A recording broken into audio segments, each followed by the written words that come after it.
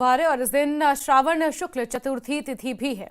ऐसे में सावन सोमवार और विनायक चतुर्थी का विशेष संयोग बन रहा है।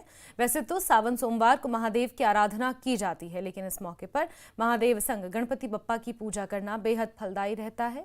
सावन के तीसरे सोमवार को भद्रा भी लगेगी। सावन के तीसरे सोमवार को भगवान शिव को प्रसन्न करने के लिए शिवलिंग पर बेलपत्र, धतूरा, भांग और कनेर के फूल चढ़ाने चाहिए।